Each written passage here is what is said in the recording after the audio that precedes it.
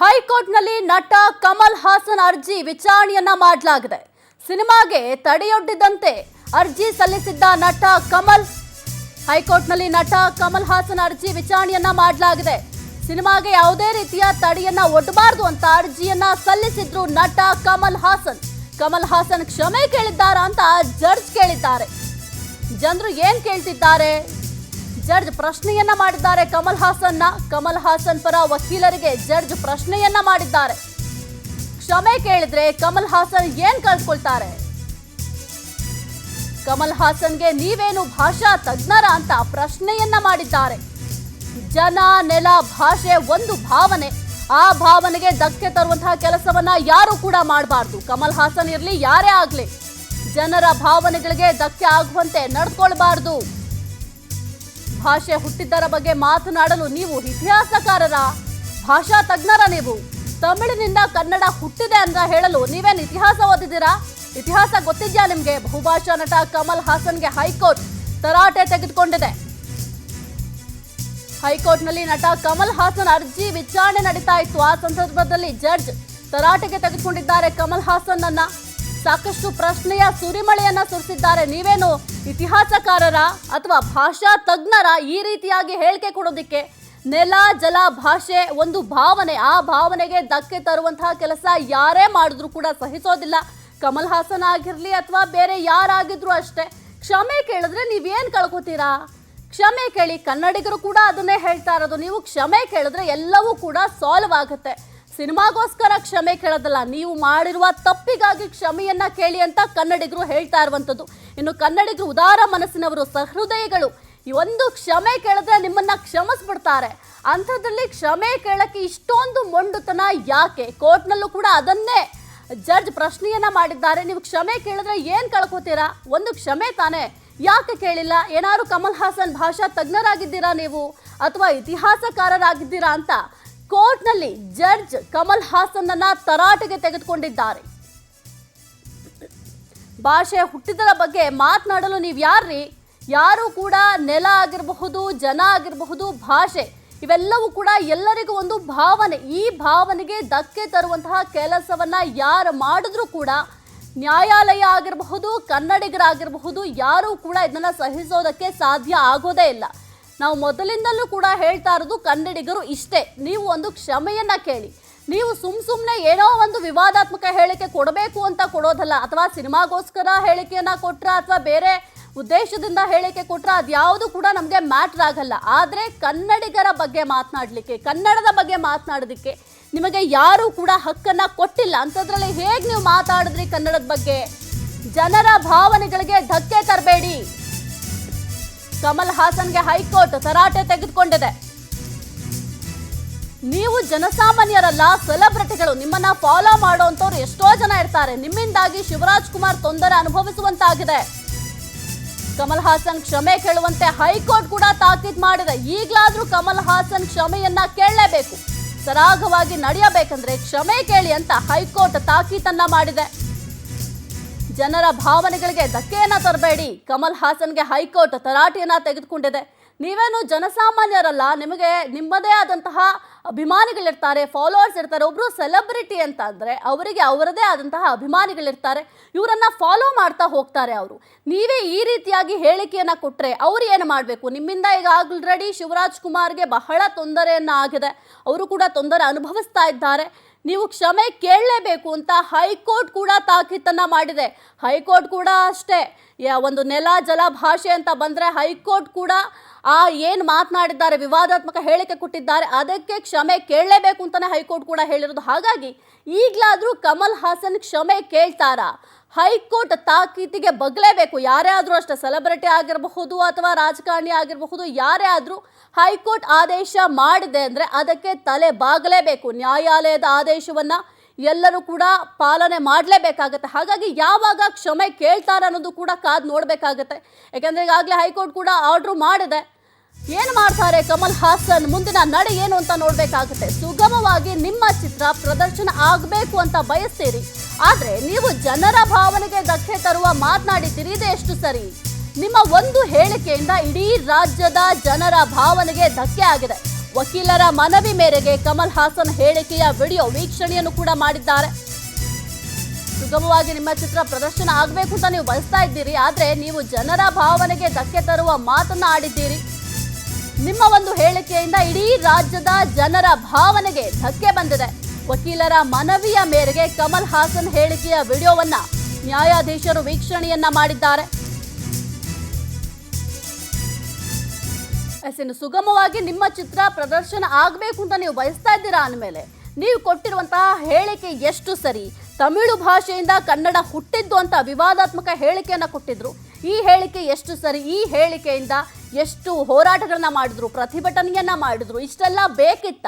ನಿಮ್ಮ ಸಿನಿಮಾ ಸುಗಮವಾಗಿ ರಿಲೀಸ್ ಆಗಬೇಕು ಅಥವಾ ಎಲ್ಲರೂ ಕೂಡ ಚಿತ್ರ ಪ್ರದರ್ಶನ ಆಗೋದಕ್ಕೆ ಅವಕಾಶ ಕಲ್ಪಿಸ್ಕೊಡ್ಬೇಕಂತಂದ್ರೆ ನೀವೊಂದು ಕ್ಷಮೆಯನ್ನ ಕೇಳಿ, ಒಂದು ಸಾರಿ ಕೇಳಿದ್ರೆ ನಮ್ಮ ಕನ್ನಡಿಗರು ಖಂಡಿತವಾಗ್ಲೂ ಕ್ಷಮಿಸ್ತಾರೆ. ಎಂತೆಂಥವ್ರನ್ನೋ ಕ್ಷಮಿಸಿದ್ದಾರೆ, ಅಂಥದ್ರಲ್ಲಿ ನಿಮ್ಮನ್ನ ಕ್ಷಮಿಸಲ್ವಾ?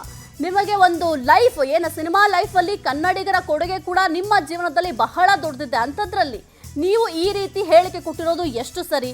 ಹೈಕೋರ್ಟ್ ಕೂಡ ಈಗ ಅದನ್ನೇ ಹೇಳಿದೆ, ನೀವು ಕ್ಷಮೆ ಕೇಳಲೇಬೇಕು ಅಂತ ಹೈಕೋರ್ಟ್ ಹೇಳಿದೆ. ಹಾಗಾಗಿ ಕ್ಷಮೆ ಕೇಳಿದ್ರೆ ಇದೆಲ್ಲ ಪ್ರಾಬ್ಲಮ್ ಕೂಡ ಸಾಲ್ವ್ ಆಗುತ್ತೆ. ಹಾಗಾಗಿ ಕಮಲ್ ಹಾಸನ್ ಯಾವಾಗ ಕ್ಷಮೆ ಕೇಳ್ತಾರೆ ಅನ್ನೋದನ್ನ ಕಾದು ನೋಡಬೇಕಾಗತ್ತೆ. ಹೈಕೋರ್ಟ್ ಏನೋ ಆದೇಶ ಕೊಟ್ಟಿದೆ, ಈ ಆರ್ಡರ್ನ ಫಾಲೋ ಮಾಡಲೇಬೇಕಾಗತ್ತೆ. ಹಾಗಾಗಿ ಯಾವಾಗ ಈ ಆರ್ಡರ್ ಫಾಲೋ ಮಾಡ್ತಾರೆ, ಕನ್ನಡಿಗರ ಬಳಿ ಯಾವಾಗ ಕ್ಷಮೆ ಕೇಳ್ತಾರೆ, ಕಮಲ್ ಹಾಸನ್ ಮುಂದಿನ ನಡೆ ಏನು ಅನ್ನೋದನ್ನ ಕಾದು ನೋಡಬೇಕಾಗತ್ತೆ. ನಿಜಕ್ಕೂ ಕೂಡ ಕನ್ನಡದ ಬಗ್ಗೆ ಈ ರೀತಿಯಾಗಿ ಮಾತನಾಡೋದಕ್ಕೆ ಯಾರಿಗೂ ಹಕ್ಕಿಲ್ಲ, ಅವಕಾಶ ಕೂಡ ಇಲ್ಲ. ಕರ್ನಾಟಕದಲ್ಲಿ ಕನ್ನಡಿಗನೇ ಸಾರ್ವಭೌಮ, ಕನ್ನಡವೇ ನಮ್ಮ ಮಾತೃಭಾಷೆ. ಹಾಗಾಗಿ ಕನ್ನಡಕ್ಕೆ ಅವಮಾನ ಆಗುವಂತಹ ಯಾವೊಬ್ಬ ನಟ ಆಗಿರ್ಬೋದು, ನಟಿ ಆಗಿರ್ಬೋದು, ಯಾರೇ ಕೂಡ ಹೇಳಿಕೆಯನ್ನು ಕೊಟ್ಟರೆ ಕನ್ನಡಿಗರು ಸಹಿಸೋದಿಲ್ಲ. ಭಾಷೆಗಳ ರಾಣಿ ಅಂತಾನೆ ಕನ್ನಡವನ್ನ ಕರೀತಾರೆ. ಅಂಥದ್ರಲ್ಲಿ ಈ ಸುಂದರವಾದ ಭಾಷೆಯ ಬಗ್ಗೆ ಮಾತನಾಡೋದಕ್ಕೆ ಕಮಲ್ ಹಾಸನ್ ಅವರಿಗೆ ಯಾರೂ ಕೂಡ ಅಧಿಕಾರವನ್ನ ಕೊಟ್ಟಿಲ್ಲ. ಅವರು ಮಾತನಾಡಿರುವಂಥ ಹೇಳಿಕೆ ತಪ್ಪು. ಎಲ್ಲ ಕನ್ನಡ ಪರ ಸಂಘಟನೆಗಳು ಕೂಡ ಇದನ್ನೇ ಹೇಳ್ತಾ ಇರೋದು. ಈಗಲಾದರೂ ಎಚ್ಚೆತ್ಕೊಂಡು, ಈಗಲಾದರೂ ತಮ್ಮ ಬುದ್ಧಿಯನ್ನು ಉಪಯೋಗಿಸಿ ಸರಿಯಾದ ನಡೆಯಲ್ಲಿ ನಡಿಬೇಕಾಗತ್ತೆ. ಕನ್ನಡದ ಬಗ್ಗೆ ಮತ್ತೊಮ್ಮೆ ಈ ರೀತಿಯ ಹೇಳಿಕೆಯನ್ನ ಕಮಲ್ ಹಾಸನ್ ನೀಡಲೇಬಾರದು. ಈಗ ಸದ್ಯಕ್ಕೆ ನೀಡಿರುವಂತಹ ಹೇಳಿಕೆಗೆ ಕಮಲ್ ಹಾಸನ್ ಕ್ಷಮೆ ಕೇಳಲೇಬೇಕು. ಹೈಕೋರ್ಟ್ ಕೂಡ ಇದನ್ನೇ ಹೇಳಿದೆ. ಯಾವಾಗ ಕ್ಷಮೆ ಕೇಳ್ತಾರೆ ಅನ್ನೋದನ್ನ ಕಾದು ನೋಡಬೇಕಾಗತ್ತೆ.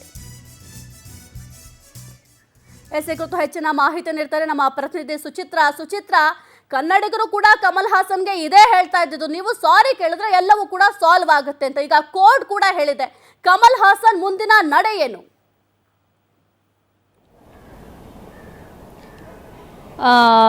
ಏನಂತ ಹೇಳಿದರೆ, ಈಗಾಗಲೇ ಕಮಲ್ ಹಾಸನ್ ವಿಚಾರವಾಗಿ ಕರ್ನಾಟಕದಲ್ಲಿ ಸಾಕಷ್ಟು ಕಿಚ್ಚು ಹತ್ಕೊಂಡಿರುವಂಥದ್ದು. ಏನು ಕಮಲ್ ಹಾಸನ್ ಅವರ ಒಂದು ಹೇಳಿಕೆ, ಏನು ತಮಿಳಿನಿಂದ ಕನ್ನಡ ಹುಟ್ಟಿದೆ ಅನ್ನೋ ಒಂದು ಹೇಳಿಕೆ, ವಿವಾದಾತ್ಮಕ ಹೇಳಿಕೆ ಕರ್ನಾಟಕದಲ್ಲಿ ಕನ್ನಡಿಗರನ್ನ ಆಕ್ರೋಶಕ್ಕೆ ಕಾರಣವಾಗಿತ್ತು. ಅದೇ ರೀತಿ ಕಮಲ್ ಹಾಸನ್ ಅವರ ಒಂದು ಚಿತ್ರ ತಗ್ ಲೈಫ್ ಅನ್ನೋ ಒಂದು ಚಿತ್ರ ಬಿಡುಗಡೆಗೆ ಕರ್ನಾಟಕದಲ್ಲಿ ಬಿಡುಗಡೆ ಆಗಬಾರ್ದು ಅಂತ ಹೇಳಿ ಆಕ್ರೋಶ ಕೂಡ ವ್ಯಕ್ತವಾಗಿತ್ತು. ಈ ಹಿನ್ನೆಲೆಯಲ್ಲಿ ಕಮಲ್ ಹಾಸನ್ ಅವರು ಏನು ಹೈಕೋರ್ಟ್ ಮೊರೆ ಹೋಗಿದ್ರು. ಕರ್ನಾಟಕದಲ್ಲಿ ತಗ್ ಲೈಫ್ ಅನ್ನೋ ಚಿತ್ರ ಬಿಡುಗಡೆ ಆಗಬೇಕು ಅಂತ ಹೇಳಿ ಹೈಕೋರ್ಟ್ ಮೊರೆ ಹೋಗಿರುವಂಥದ್ದು. ಇವತ್ತು ಕೂಡ ವಿಚಾರಣೆ ನಡೀತಾ ಇದೆ. ಸದ್ಯ ನ್ಯಾಯಮೂರ್ತಿ ನಾಗಪ್ರಸನ್ನ ಅವರ ಒಂದು ಪೀಠದಲ್ಲಿ ವಿಚಾರಣೆ ಕೂಡ ನಡೀತಾ ಇರುವಂಥದ್ದು. ಹೈಕೋರ್ಟ್ ಏನು ಕಮಲ್ ಹಾಸನ್ ಅವ್ರಿಗೆ ಒಂದು ತರಾಟೆಯನ್ನು ತೆಗೆದುಕೊಂಡಿದೆ.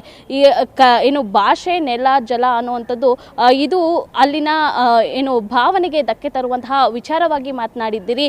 ನೀವು ಕನ್ನಡಿಗರ ಭಾವನೆಗೆ ಧಕ್ಕೆಯನ್ನು ಉಂಟು ಮಾಡಿದ್ದೀರಿ. ನೀವು ಇಷ್ಟಾದ್ರೂ ಕೂಡ, ಇಷ್ಟೆಲ್ಲ ಪ್ರತಿಭಟನೆ ಆಗಿದ್ರು ಕೂಡ ನೀವು ಕನ್ನಡಿಗರ ಬಳಿ ಒಂದು ಕ್ಷಮೆಯಾಚನೆಯನ್ನು ಕೂಡ ಮಾಡಿಲ್ಲ ಅಂತ ಹೇಳಿ ಹೈಕೋರ್ಟ್ ಏನು ತರಾಟೆಗೆ ತೆಗೆದುಕೊಂಡಿರುವಂಥದ್ದು. ಸದ್ಯ ಇದೀಗ ವಿಚಾರಣೆ ಕೂಡ ನಡೀತಾ ಇದೆ. ಏನು ಚಿತ್ರ ಬಿಡುಗಡೆ ಆಗಬೇಕು ಅಂತ ಹೇಳಿದರೆ ನೀವು ಮೊದಲನೇದಾಗಿ ಕ್ಷಮೆಯಾಚನೆಯನ್ನು ಮಾಡಬೇಕು. ಆನಂತರದಲ್ಲಿ ಸಿನಿಮಾ ಬಿಡುಗಡೆ ಬಗ್ಗೆ ಏನು ಪೀಠದಲ್ಲಿ ವಿಚಾರಣೆ ನಡೀಬೇಕಾಗುತ್ತೆ ಅಂತ ಹೇಳಿ ಸದ್ಯ ಹೈಕೋರ್ಟಲ್ಲಿ ಕೂಡ ಈ ಬಗ್ಗೆ ವಿಚಾರಣೆ ನಡೀತಾ ಇದೆ. ಓಕೆ, ಥ್ಯಾಂಕ್ ಯು ಸುಚಿತ್ರಾ ನಿಮ್ಮೆಲ್ಲ ಮಾಹಿತಿಗಾಗಿ. ಸದ್ಯಕ್ಕೆ ಹೈಕೋರ್ಟ್ನಲ್ಲಿ ನಟ ಕಮಲ್ ಹಾಸನ್ ಅರ್ಜಿ ವಿಚಾರಣೆಯನ್ನ ಮಾಡುವಂತಹ ಸಂದರ್ಭದಲ್ಲಿ ನ್ಯಾಯಾಧೀಶರು ಸಾಕಷ್ಟು ಪ್ರಶ್ನೆಯನ್ನ ಕಮಲ್ ಹಾಸನ್ನ ಪ್ರಶ್ನೆ ಮಾಡಿದ್ದಾರೆ. ನೀವು ಏನಾದರೂ ಭಾಷಾ ತಜ್ಞರಾಗಿದ್ದೀರಾ? ಒಂದು ಭಾಷೆಯ ಬಗ್ಗೆ ಮಾತನಾಡಬೇಕಂದ್ರೆ ಅದರ ಇತಿಹಾಸ ಗೊತ್ತಿರಬೇಕು, ಆ ಭಾಷೆಯ ಬಗ್ಗೆ ಚೆನ್ನಾಗಿ ತಿಳ್ಕೊಂಡಿರಬೇಕು. ಅಂತಹ ಭಾಷಾ ತಜ್ಞತೆ ಅಥವಾ ಭಾಷೆಯ ಬಗ್ಗೆ ನಾಲೆಡ್ಜ್ ನಿಮಗಿದೆಯಾ ಅಂತ ಪ್ರಶ್ನೆಯನ್ನ ಮಾಡಿದ್ದಾರೆ. ಇದರ ಜೊತೆಗೆ ಇತಿಹಾಸಕಾರರು ಏನಾದರೂ ಆಗಿದ್ದೀರಾ, ನೀವು ಸೆಲೆಬ್ರಿಟಿ ಅಲ್ಲದೆ ಇತಿಹಾಸಕಾರರಾಗಿದ್ದೀರಾ ಅಂತಲೂ ಕೂಡ ಜಡ್ಜ್ ಪ್ರಶ್ನೆಯನ್ನ ಮಾಡಿದ್ದಾರೆ. ಕನ್ನಡಿಗರು ಕೇಳ್ತಾ ಇರೋದು ಒಂದು ಸಾರಿಗೆ ಇಷ್ಟು ಮೊಂಡುತನ. ಒಬ್ಬ ಸೆಲೆಬ್ರಿಟಿ ಕಮಲ್ ಹಾಸನ್ಗೆ ಇಲ್ಲೂ ಕೂಡ ನಾವು ಅಷ್ಟೇ ಬೆಲೆಯನ್ನ ಕೊಡ್ತೀವಿ, ಅವರ ಕಲೆಗೆ ಎಲ್ಲರೂ ಕೂಡ ಮೆಚ್ಕೋತೀವಿ, ಆದ್ರೆ ಕನ್ನಡದ ಬಗ್ಗೆ ಮಾತನಾಡಿರೋದು ತಪ್ಪು. ಮಧ್ಯಾಹ್ನ 2:30ಕ್ಕೆ ವಿಚಾರಣೆಯನ್ನ ಹೈಕೋರ್ಟ್ ಮುಂದೂಡಿದೆ. ಮಧ್ಯಾಹ್ನ 2:30ಕ್ಕೆ ಈ ವಿಚಾರಣೆಯನ್ನ ಹೈಕೋರ್ಟ್ ಮುಂದೂಡಿದೆ.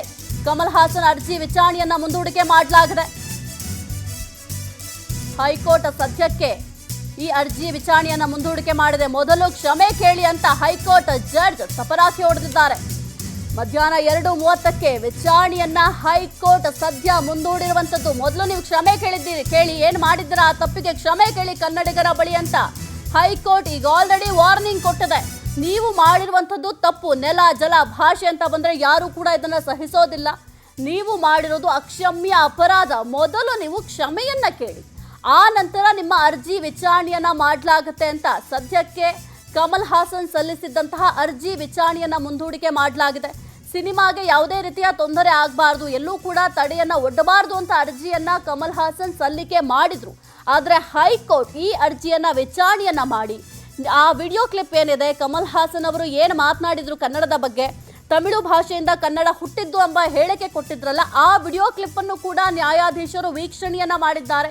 ಇದಾದ ನಂತರ ಕನ್ನಡಿಗರ ಭಾವನೆಗೆ ಧಕ್ಕೆ ತರುವಂತಹ ಕೆಲಸವನ್ನ ಕಮಲ್ ಹಾಸನ್ ಮಾಡಿದ್ದಾರೆ ಅಂತ ಸದ್ಯಕ್ಕೆ ಮೊದಲು ನೀವು ಕ್ಷಮೆಯನ್ನ ಕೇಳಿ, ಆ ನಂತರ ನಿಮ್ಮ ಅರ್ಜಿಯನ್ನ ನಾವು ವಿಚಾರಣೆ ಮಾಡ್ತೀವಿ ಅಂತ ಕಮಲ್ ಹಾಸನ್ ಸಲ್ಲಿಸಿದ್ದಂತಹ ಅರ್ಜಿ ವಿಚಾರಣೆಯನ್ನ 2:30ಕ್ಕೆ ಇವತ್ತು ಮಧ್ಯಾಹ್ನ 2:30ಕ್ಕೆ ಈ ಅರ್ಜಿ ವಿಚಾರಣೆಯನ್ನ ಹೈಕೋರ್ಟ್ ಮುಂದೂಡಿಕೆ ಮಾಡಿದೆ. ಈಗಲಾದ್ರೂ ಕಮಲ್ ಹಾಸನ್ ಅವರು ಕ್ಷಮೆ ಕೇಳಲೇಬೇಕು. ಅವರ ಸಿನಿಮಾ ಯಶಸ್ವಿ ಆಗ್ಬೇಕಂದ್ರೆ ಅವರು ಕ್ಷಮೆ ಕೇಳಲೇಬೇಕು. ಸಿನಿಮಾಗೋಸ್ಕರ ಅಂತಲ್ಲ, ನೀವು ಮಾತನಾಡಿರುವಂತಹ ಮಾತೇನಿದೆ ಆ ಮಾತು ಬಹಳ ತಪ್ಪು. ಒಂದು ಭಾಷೆಯ ಬಗ್ಗೆ ಅಲ್ಲಗೆಳೆಯೋದಕ್ಕೆ ಯಾರಿಗೂ ಕೂಡ ಅಧಿಕಾರ ಇಲ್ಲ. ನಮ್ಮ ಭಾಷೆ ನಮ್ಮ ಪ್ರೀತಿ, ನಿಮ್ಮ ಭಾಷೆನ ನೀವು ಪ್ರೀತಿ ಮಾಡಿ, ಯಾರು ಕೂಡ ಬೇಡ ಅಂತ ಹೇಳಲ್ಲ. ಆದ್ರೆ ಬೇರೊಂದು ಭಾಷೆಯ ಬಗ್ಗೆ ಅಲ್ಲಗೆಳೆಯೋದು ಬಹಳ ದೊಡ್ಡ ತಪ್ಪು. 2:30ರ ಒಳಗೆ ಕ್ಷಮೆ ಕೇಳ್ತಾರಾ ನಟ ಕಮಲ್ ಹಾಸನ್? ನ್ಯಾಯಾಲಯಕ್ಕೆ ಗೌರವಿಸಿ ಕ್ಷಮೆಯಾಚಿಸ್ತಾರಾ ಕಮಲ್ ಹಾಸನ್? ಕಮಲ್ ಹಾಸನ್ ಉದ್ದಟತನಕ್ಕೆ ಸರಿಯಾಗಿ ಚಾಟಿ ಬೀಸಿದೆ ನ್ಯಾಯಾಲಯ. ಮಧ್ಯಾಹ್ನ 2:30ರ ಒಳಗೆ ಕ್ಷಮೆ ಕೇಳ್ತಾರಾ ನಟ ಕಮಲ್ ಹಾಸನ್ ಅನ್ನೋದನ್ನ ಕಾದು ನೋಡ್ಬೇಕಾಗತ್ತೆ. ಕೋರ್ಟ್ ಆದೇಶಕ್ಕಾದ್ರೂ ಮಣಿಲೇಬೇಕು ಕಮಲ್ ಹಾಸನ್ ಅವರು. ಕಮಲ್ ಹಾಸನ್ ಉದ್ದಟತನಕ್ಕೆ ಸರಿಯಾಗಿ ಚಾಟಿ ಬೀಸಿದ್ದಾರೆ. ಕ್ಷಮೆ ಕೇಳಿದ್ರೆ ಮಾತ್ರವೇ ಅರ್ಜಿ ಪರಿಗಣನೆ ಅಂತ ಕೋರ್ಟ್ ಚಾಟಿ ಬೀಸಿದೆ. ಈ ವಿಚಾರದಲ್ಲಿ ಕಮಲ್ ಹಾಸನ್ ನಿಲುವು ತಿಳಿಸುವಂತೆ ಈಗಾಗಲೇ ತಾಕೀತನ್ನ ಮಾಡಿದೆ. ಏನ್ ನಿರ್ಧಾರ ಮಾಡ್ತೀರಾ ಮಾಡಿ, ಅದನ್ನ ಕೋರ್ಟ್ಗೆ ತಿಳಿಸಿ. ಮಧ್ಯಾಹ್ನ 2:30ರ ಒಳಗೆ ಕ್ಷಮೆ ಕೇಳ್ತಾರಾ ನಟ ಕಮಲ್ ಹಾಸನ್ ಅನ್ನೋದನ್ನ ನೋಡ್ಬೇಕಾಗತ್ತೆ. ಕ್ಷಮೆ ಕೇಳಲೇಬೇಕು. ಅವ್ರಿಗೆ ಬೇರೆ ವಿಧಿನೇ ಇಲ್ಲ, ಬೇರೆ ಆಪ್ಷನ್ ಕೂಡ ಇಲ್ಲ. ಅವರ ಸಿನಿಮಾ ಯಶಸ್ವಿ ಆಗಬೇಕು ಅಂದ್ರೆ, ಆ ಸಿನಿಮಾ ನಮ್ಮ ಕನ್ನಡಿಗರು ನೋಡಬೇಕು ಅಂತ ಅಂದ್ರೆ, ಇಲ್ಲಿ ಪ್ರದರ್ಶನ ಕಾಣಬೇಕು ಅಂತಂದ್ರೆ ಅವರು ಟೆಲಿಕಾಸ್ಟ್ ಕ್ಷಮೆ ಕೇಳಲೇಬೇಕು. ಆಗ ಮಾತ್ರ ಅವರ ಸಿನಿಮಾವನ್ನ ಇಲ್ಲಿ ಪ್ರದರ್ಶನ ಮಾಡೋದಕ್ಕೆ ಬಿಡೋದಕ್ಕೆ ಸಾಧ್ಯ ಆಗತ್ತೆ. ಮಧ್ಯಾಹ್ನ 2:30ಕ್ಕೆ ಸದ್ಯಕ್ಕೆ ಅವರ ಅರ್ಜಿ ವಿಚಾರಣೆಯನ್ನ ಮುಂದೂಡಿಕೆ ಮಾಡಲಾಗಿದೆ. ಅಷ್ಟರ ಒಳಗೆ ನಟ ಕಮಲ್ ಹಾಸನ್ ಏನಿದ್ದಾರೆ ಕ್ಷಮೆ ಕೇಳಲೇಬೇಕು. ಆದ್ರೆ ಕೇಳ್ತಾರಾ?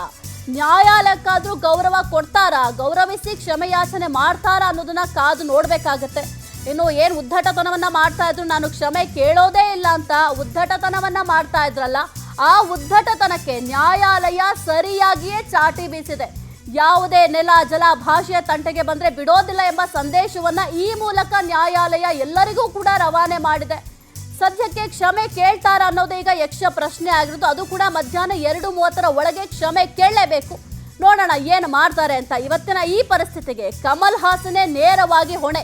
ಇದು ಜಡ್ಜ್ ಕೂಡ ಹೇಳಿದ್ದಾರೆ. ನಿಜಕ್ಕೂ ಅವರು ಮಾಡಿಕೊಂಡಿರುವಂತಹ ಎಡವಟ್ಟಿನಿಂದಲೇ ಈ ಪರಿಸ್ಥಿತಿ ಕಮಲ್ ಹಾಸನ್ಗೆ ಬಂದಿರುವಂಥದ್ದು.